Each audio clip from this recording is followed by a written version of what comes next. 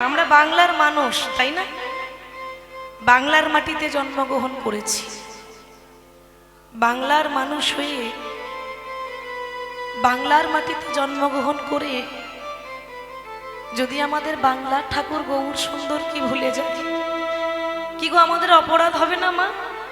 অপরাধ হবে তো? আমরা বাংলার মানুষ, বাংলার মাটিতে এসেছি, আর বাংলার ঠাকুর হচ্ছে ওই নদিয়ার নিমাই, সোনার গৌরাঙ্গ। এই যে হরিনাম গাইছি আমরা, তিনি যদি হরিনাম না নিয়ে আসতেন, হরিনাম না প্রচার করতেন, তাহলে আমরা কখনো হরি কথা বলতেও পারতাম না, আর হরিনাম গাইতেও পারতাম না। তিনি বিলিয়েছিলেন, প্রচার করেছিলেন, তাই তো আমরা গাইছি। সর্বপ্রথম একটা কথা বলি বাবা, যিনি সৃষ্টি স্থিতি লয় প্রলয়ের মালিক, বিশ্ব ব্রহ্মাণ্ডের মাতা পিতা, যার কথা স্বয়ং সৃষ্টিকর্তা ব্রহ্মা চারটে মুখে বলতে পারে না, ওমা যার কথা স্বয়ং পঞ্চানন অর্থাৎ শিব, যার পাঁচটা মস্তক, পাঁচটা মাথা ছিল শিবের, বলা হয় পঞ্চানন। তাহলে শিব পাঁচটা মুখে বসে বসে বলেও বর্ণনা করতে পারেনি, শেষ করতে পারেনি, যার কথা পৃথিবীতে কোনো কীর্তনিয়ার দ্বারা বলা সম্ভব নয়, অসম্ভব। তার কথা আমার মতো একটা নরকের কীট, যে কিনা ভজন জানে না, সাধন জানে না, আমার দ্বারা কি বলা সম্ভব মা? যার কথা ব্রহ্মা বলতে পারে না, নারায়ণের কথা মহেশ্বর বলতে পারে না, তার কথা কি আমার মতো একটা নরকের কীট তার দ্বারা বলা সম্ভব? সম্ভব নয়। তবে গুরুদেবের মুখে শুনেছি, ভক্ত পদ ধুলিয়ার ভক্ত পদ জল, ভক্ত ভুক্ত অবশেষ, এই তিন হয় মহাবল। শুনেছি মা, ভক্তের আশীর্বাদ থাকলে অসাধ্যকেও সাধন করা যায়। শুনেছি ভক্তের আশীর্বাদ থাকলে অসম্ভবকেও সম্ভব করা যায়। সেই প্রেমের ঠাকুর গৌর হরি আজকে নদিয়ার মাটিতে যখনই হরিনাম বিলিয়েছিলেন বাবা, তো ধুলোতে গড়াগড়ি দিয়ে হরিনাম করছেন মহাপ্রভু। কেন? প্রশ্ন জাগে না মনের মধ্যে? কই আমরা তো ধুলোতে গড়াগড়ি দিয়ে হরিনাম করতে পারি না। কি গো মা, পারি? হ্যাঁ না না, আমরা ধুলোয় গড়াগড়ি দিতে পারি? পারি না। কেন? ওই ধুলোর মধ্যে গড়াগড়ি দিয়ে হরিনাম করলে আমাদের দামি পোশাকটা নোংরা হয়ে যাবে না? ওই জন্য আমরা গড়াগড়ি দিতে পারি না, দামি পোশাক নোংরা হয়ে যাবে। কিন্তু একবার মন দিয়ে ভাবুন, হৃদয় দিয়ে ভাববেন কথাটা, যে ধুলোতে আমরা প্রভুর নাম শুনতে পারি না, বসতে পর্যন্ত পারি না ধুলোতে, গড়াগড়ি তো অনেক দূরে থাক, সেই ধুলোতে ভগবান হয়ে গড়াগড়ি দিচ্ছে। কেন? একটাই উত্তর, আপনাদের মতো ভক্তের চরণ ধুলো গায়ে মাখবো বলে, ভক্তের পদরজ গায়ে মাখবো বলে ভগবান হয়ে গড়াগড়ি দিচ্ছে। কেনই দেবে না? ভগবান নিজ মুখে বলেছে, আমার থেকে আমার নাম বড়, এবং আমার নামের থেকে আমার ভক্ত বড়। ভগবান আরো বললেন যে ভক্ত আমার মাতা পিতা, ভক্ত আমার গুরু, ভক্ত রেখেছে নামে বাঞ্ছা কল্পতরু। আমরা ভগবানের দাস তো হতে পারলাম না বাবা, পেরেছি? সত্যি করে বলুন, আমরা ভগবানের দাস? আমরা ভগবানের দাস নয়, আমরা মায়ার দাস, তাই না মা? এই সংসারের দাস, মায়ার দাস।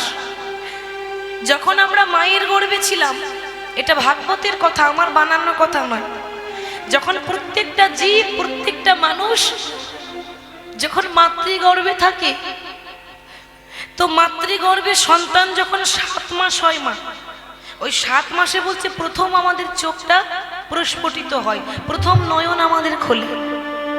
আর 7 মাসে যখন প্রথম আমাদের চোখ খুলেছিল, কি দেখেছিলাম না, 7ম মাসে সাক্ষাৎ আত্মার সঙ্গে পরমাত্মার সাক্ষাৎকার হয়েছিল। মানে আমাদের পরমাত্মা গোবিন্দ 7 মাসে আমাদেরকে দেখা দিয়েছিল। কারো মনে আছে? আমাদের মনে আছে? কারোর মনে নেই, কিন্তু ভগবান আমাদের দেখা দিয়েছিল 7ম মাসে। দেখা দিয়ে বলেছিল, বৎস বলো তুমি আমার কাছে কি চাও? তুমি যে জগতে যাবে, যাওয়ার আগে আমার কাছে কি চাও বলো। বাবা আমরা কি বলেছিলাম জানেন? গোবিন্দের দেখা পেয়ে দয়াময়ের কাছে প্রার্থনা করে বলেছিলাম, দয়াময় আর পারছি না এই নরক যন্ত্রণা সহ্য করতে। মায়ের গর্ভ মানেই বাবা নরক যন্ত্রণা। এখানে যে বড় যন্ত্রণা, এখানে যে বড় কষ্ট, দয়াময় তুমি তাড়াতাড়ি আমাকে এখান থেকে মুক্ত করে দাও।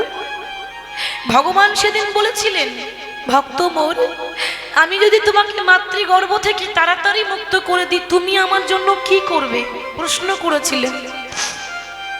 আমরা সেদিন উত্তর দিয়েছিলাম, প্রভু আমি কথা দিলাম এই পৃথিবীর মাটিতে গিয়ে, যখনই আমার জন্ম হবে, এই মর্তভূমির মাটিতে গিয়ে আমি হাজার হাজার কাজে ব্যস্ত থাকলেও তোমার কথা কোনোদিনও ভুলবো না দয়াময়। সংসারে ব্যস্ত থাকলেও আমি কথা দিলাম সারা জীবন তোমার ভজন সাধন করব, সারা জীবন তোমার নাম করব। তোমার কাছে শুধু একটাই প্রার্থনা, যখন আমাকে মানব রূপে জন্ম দেবে, দয়া করে কিছু দাও বা না দাও,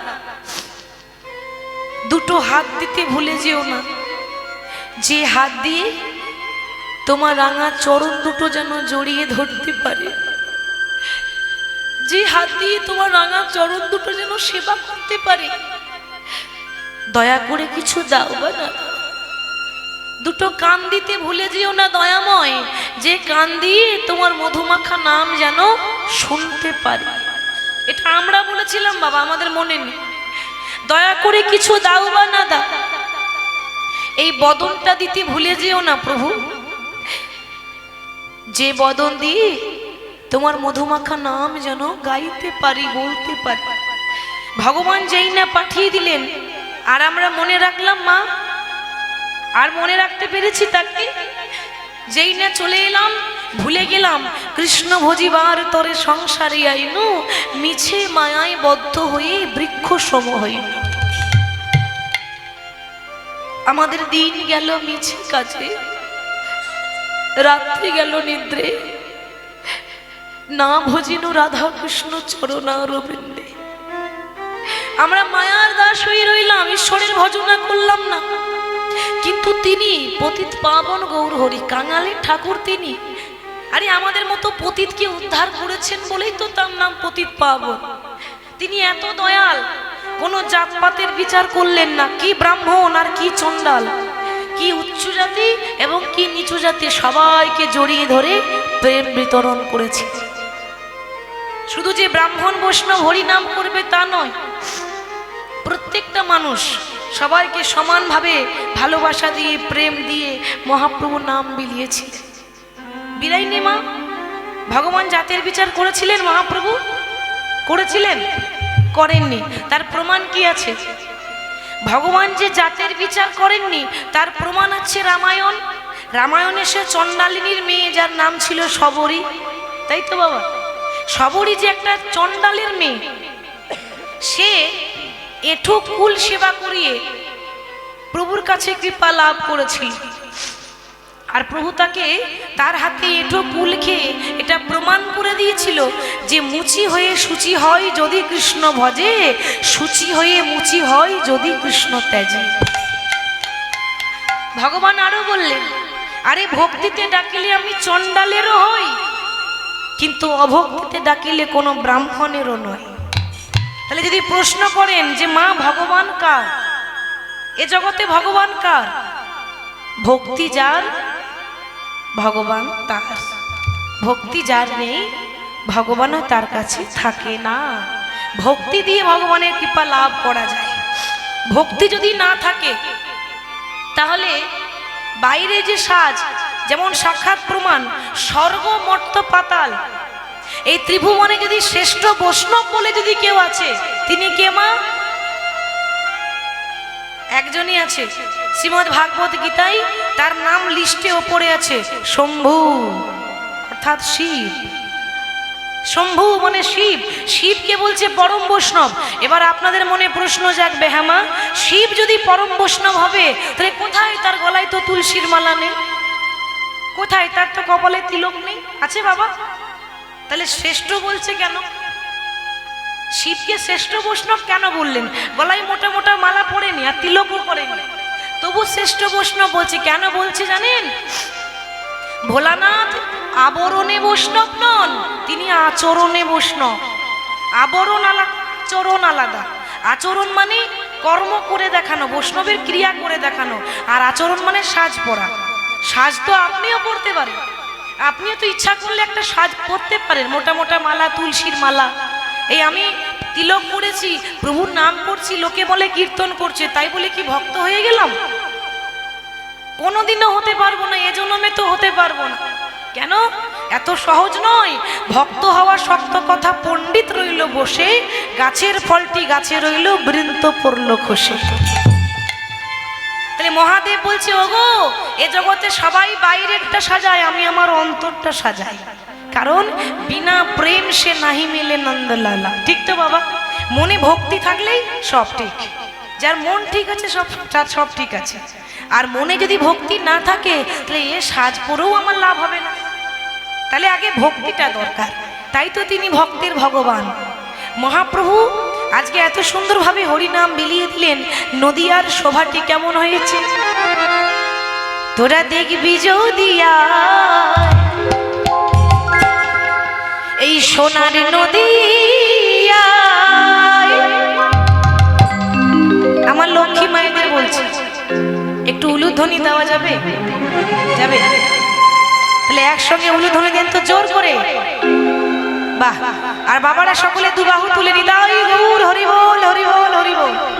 এবার সবাই আমার সঙ্গে করতালি দিয়ে গাইবেন, কেমন? দেখি হাত তুলে, হাত নামালে চলবে না। তোরা দেখবি যদি সোনার নদিয়ায়, সচি মাতার দুলালিয়া নেচে নেচে যায়। তোরা দেখবি যদি গৌর হরি বল, সচি মাতার দুলালিয়া নেচে নেচে। ও তোরা দেখবি যদি সোনার নদিয়ায়, সচি মাতার দুলালিয়া নেচে নেচে যায়। তোরা দেখবি যদি সোনার নদিয়ায়, সচি মাতার দুলালিয়া নেচে নেচে যায়। দেখেছেন? আজকালকার কলিযুগে ভক্তদের করতালি গুলো হয়ে গেছে প্লাস্টিকের করতালি, সাউন্ড হয় না। ঠিক বলছি তো বাবা? ওই দেখেছেন করতালি দিচ্ছে ওই প্লাস্টিকের মতো, কি করে দিচ্ছে বলুন তো? এইরকম করে দিলে হবে না, এমন ভাবে হাতে তালি দেবেন আশেপাশে গ্রামের মানুষ যেন শুনতে পায় যে এখানে কীর্তন হচ্ছে। হবে তো মা? হবে তো? বেশ। আর একটা কথা বলি, এই কেউ একটা গল্প বলছে, তাহলে গল্প শোনার কিন্তু একটা নিয়ম আছে, চুপ করে বসে গল্প শোনা যায় না। কি করতে হয় বলুন তো?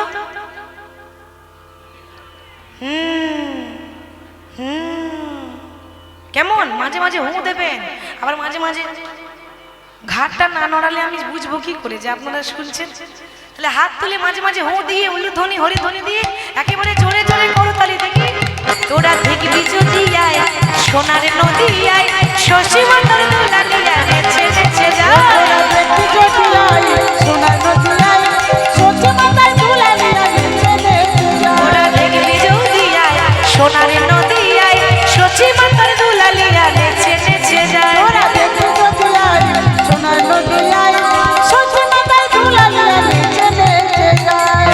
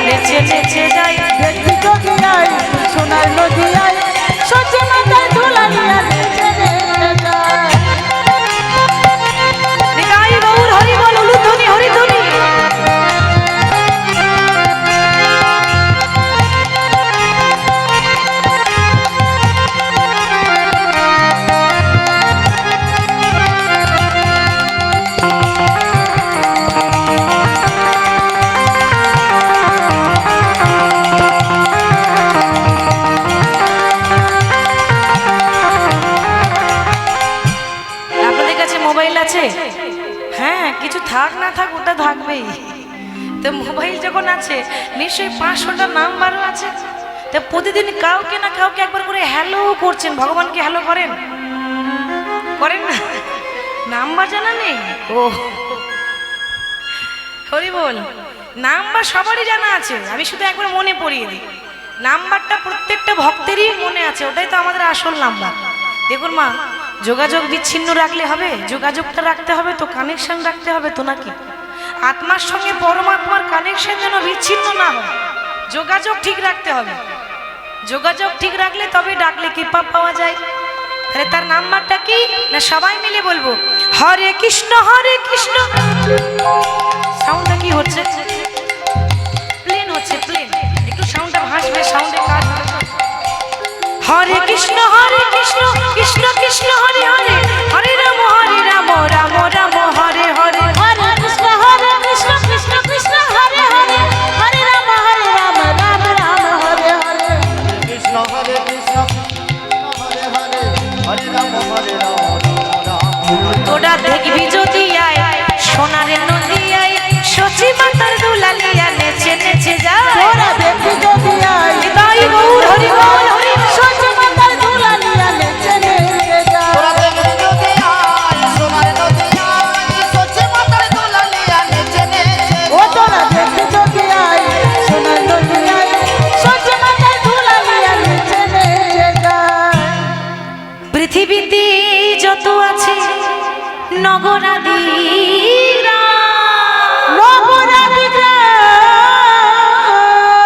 তোমরা সর্বত্র প্রচার করো, সর্বত্র প্রচার করো মোরে হরে কৃষ্ণ নাম। এই হরে কৃষ্ণ নাম,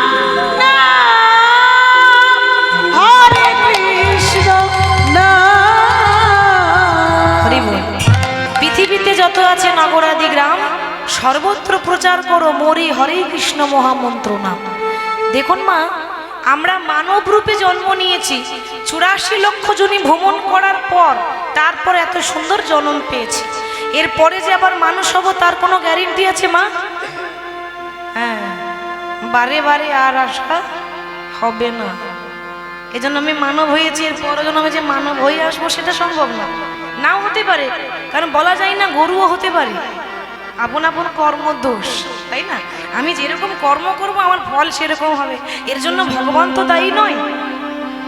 তাহলে আমরা মানুষ হয়ে যেটা করতে পারলাম না, একজনের কথা বলি, সে পশু হয়ে সেটা করেছিল, যার নাম হচ্ছে বীর হনুমান।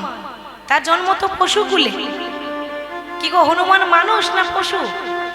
পশু, মানুষ ছিল না, তার জন্ম হলো পশুকুলে।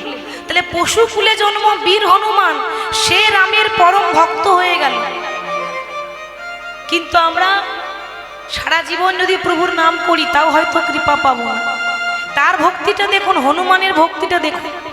একবার হয়েছে কি, মা সীতা ওই দর্পণ মানে আয়না, আয়নার সামনে বসে খুব যত্ন করে মা সীতা সিঁদুর পড়ছে। মা সীতা যখন আয়নার সামনে বসে সিঁদুর পড়ছে, কোথায় ছিল হনুমান?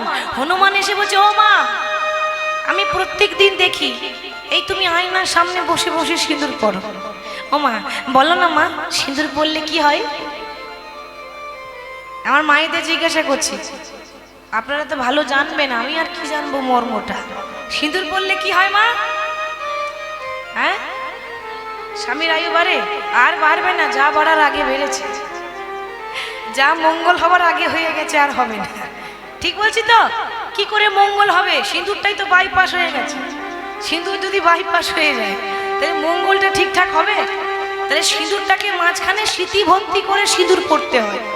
যাই হোক, মা সীতা বলছে, বাবা তুই বুঝবি না, সিঁদুর পড়লে স্বামীর পরমায়ু বাড়ে, স্বামীর মঙ্গল হয়, স্বামীর কোনো বিপদ হয় না।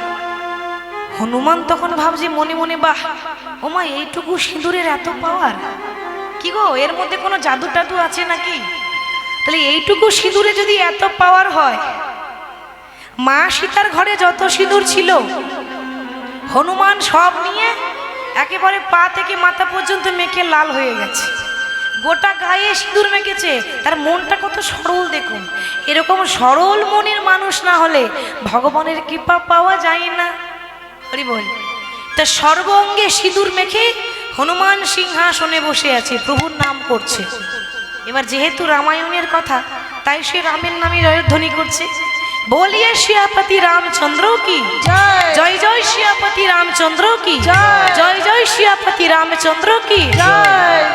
সর্বঙ্গে সিঁদুর মেখে যখন হনুমান রাম রাম করছে, ওমা এই হনুমানের ভক্তি দেখে রামচন্দ্র ছুটে এসে বলছে, ও হনুমান, বলি পাগল হয়ে গেলে নাকি? কি গো মায়েরা, এই তুমি গোটা গায়ে সিঁদুর মেখে বসে আছো। সিঁদুর তো নারীরা পরে পুরুষের মঙ্গলের জন্য, তা তুমি মেখেছো কেন? ও প্রভু, মা বলল যে সিঁদুর পরলে নাকি তোমার মঙ্গল হয়। তা আমি মনে মনে ভাবলাম যে সিঁদুর পরলে যদি তোমার মঙ্গল হয়, এইটুকু সিঁদুরে যদি এত কাজ থাকে, তাহলে গোটা গায়ে মাখলে কত কাজ হবে। ওই জন্য আমি গোটা গায়ে মেখেছি। ও প্রভু, আমি ভালো করিনি? কি গো, ভালো করেছি তো? আর এই হনুমানের সরল মন দেখে, তার মুখটা দেখে মা সীতার বড্ড ভালো লেগেছে, বড্ড খুশি হয়েছে। হনুমানের ভক্তি দেখে মা সীতা থাকতে না পেরে মায়ের গলায় ছিল একটা দামি মুক্তার মালা। মা সীতার গলায় এই নিজের গলার মালাটা খুলে দিয়ে ছুটতে ছুটতে গিয়ে হনুমানের গলায় পরিয়ে দিয়েছে। আর যেই না পরিয়ে দিয়েছে, ও মা, হনুমানের গলায় মুক্তার মালা পরানো মাত্র হনুমান কি করছে? একটা বানরের যা কাজ সে তো তাই করবে। কথাতেই তো আছে, বানরে সপিলে মতি, তার নাই মতিতে মতি, সে তখন অনায়াসে কাটে দন্তে। বাবা, একটা মুক্তার মালা যদি বাঁদরের গলায় পরান, তা সেই যত্ন করে রাখবে? রাখবে না। এখন এই মুক্তার মালাটাকে পেয়ে এক একটা মুক্তা দাঁতে করে কাটছে আর চিবিয়ে চিবিয়ে ফেলছে, দাঁতে করে কাটছে আর চিবিয়ে চিবিয়ে ফেলছে। লক্ষণ বলছে, মা দেখলে তো, ওই মালাটা যদি তুমি আমাকে দিতে, আমি বড় যত্ন করে রেখে দিতাম। আর দিয়েছো কাকে? একটা বানরের গলায় মুক্তার মালা।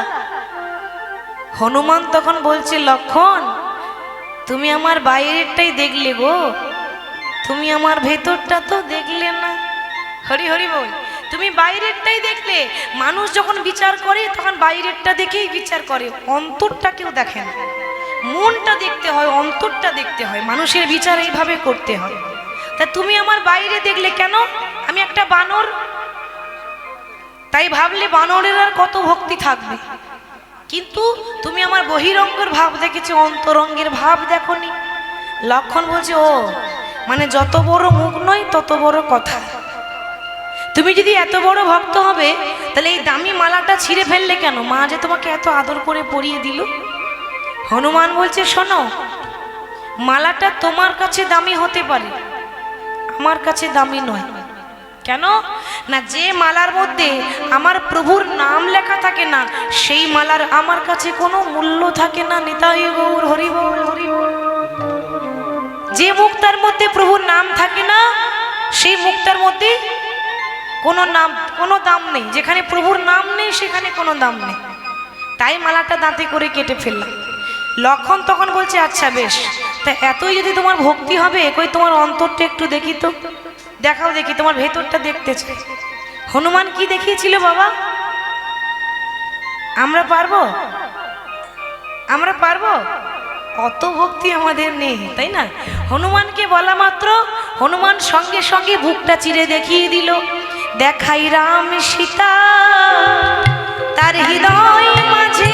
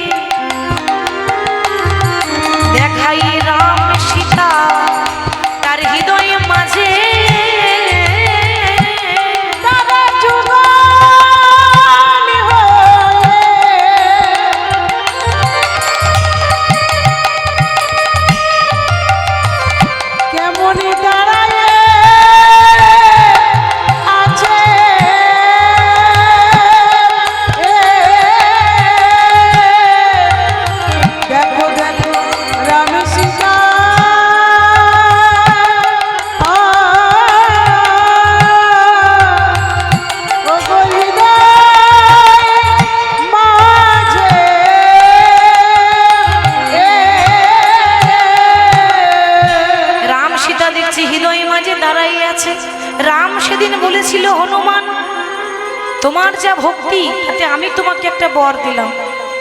কি বর জানো?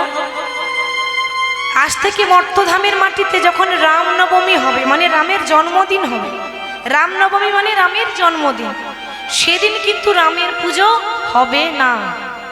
তো যেখানে রামনবমী পালন করা হয় উৎসবটা, সেখানে রামের পুজো হয় না, হনুমানের পুজো হয়। যেখানে হয় রামের পুজো হয় না, সেখানে হনুমানের পুজো হয়। এখানে ভগবান প্রমাণ করলেন আমার থেকে আমার নাম বড়, আমার নামের থেকে আমার ভক্ত বড়। তাহলে হনুমান প্রভু রামচন্দ্রের নাম করে পশু হয়ে প্রভুর ভক্ত হয়ে গেল। সেটাই মহাপ্রভু আমাদের বলছে যে ভক্ত মোর তোমরাও ডাকো, যদি ডাকার মতো ডাকা হয় তাহলে নিশ্চয়ই দয়াময়ের কৃপা লাভ করা যায়। এ জন্মে কৃপা নাই বা হলো, পরজন্মে তো হবে। পরজন্মে যদি না হয় 100 জন্মে তো হবে। আর 100 জন্মে যদি দয়াময়ের কৃপা না হয় 101 জন্মে তো হবে। আশা ছাড়লে হবে না, আশাতেই চাষা খাটে। এত সহজে হাল ছেড়ে দিলে হবে না। তাহলে সেই প্রভু আজকে হরিনাম নদিয়ার মাটিতে বিলিয়ে দিচ্ছেন। সুগন্ধি চন্দন গোড়া নাহি মাখে গাই, নাহি মাখে গায়। গৌরাজি ধুলাই ধূসর অঙ্গ ঘুমে গড়ি যাই। ওগো ধুলাই ধূসর অঙ্গ ঘুমে গড়ি যায়। মানে মলিন মুখ কিছুই না ভাই, মানে মলিন মুখ কিছুই না ভাই। বাসুদেব ঘোষে কহে গোড়ার মানে রস গাই। ওগো বাসুদেব